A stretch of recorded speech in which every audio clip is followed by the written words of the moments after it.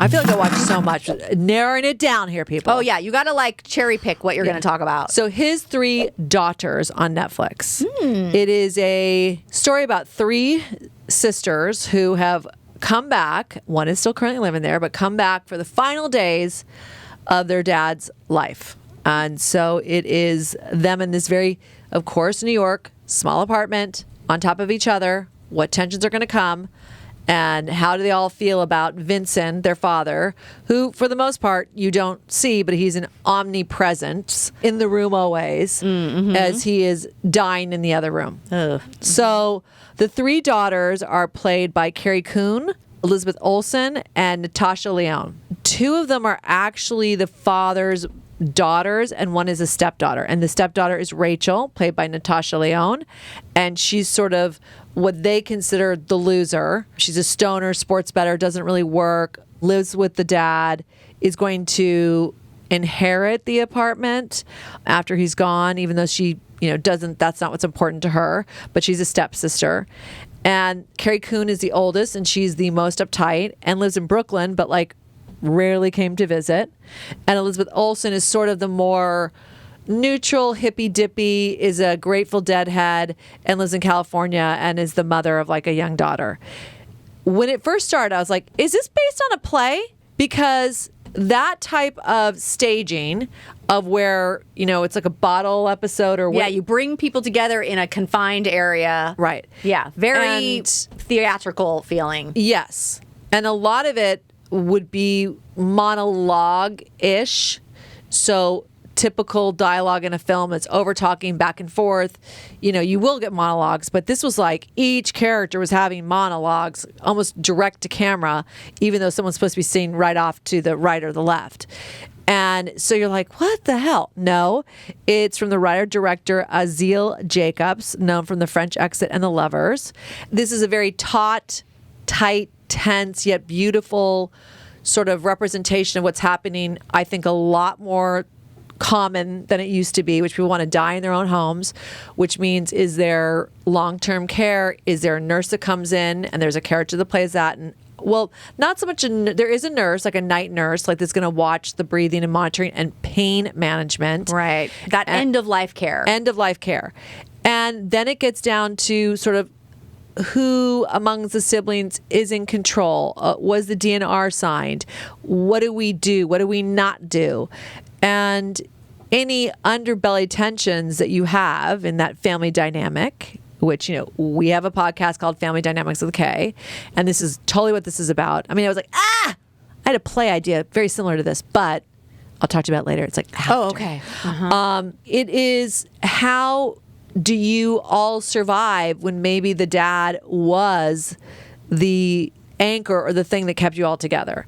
So if then he is then gone, because Natasha's character is so polarizing, especially to the older sister, Carrie Coon. I mean, there is a physical fight they get in that I was like, oh God, it like gave me a little PTSD. Like, I don't know the last time I got in like a real fight with any of my sisters, much less physical, but it like took me back to the teenage years where you're like, oh, like, get out of my room. And then they get in their room and they're like physically fighting each other. And you're like, oh. Well, yeah, I mean, we can definitely relate to sisters/siblings being very different and how that can all get heightened as you get older and are dealing with these serious situations. And, the thing is with your parents, even though we share the same mother and father, we were raised by different people in essence, because they were at different stages in their lives. Yeah. Like, mom did not work when we were growing up. She didn't start going back to school until I think I was like in grade school. John only had basically a working mom. So those are the elements of like a unique relationship with your parent, but it's also like your parent was unique within your relationship. Yeah.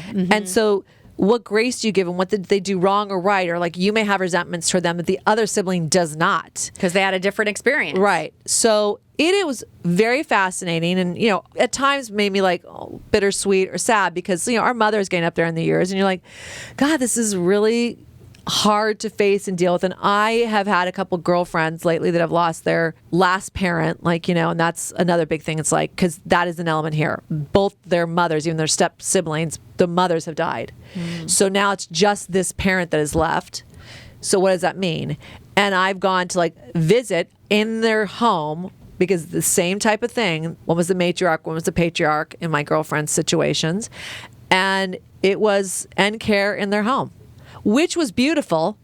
And people could come and visit, and really you felt like you were in their world, and I think they felt safer there.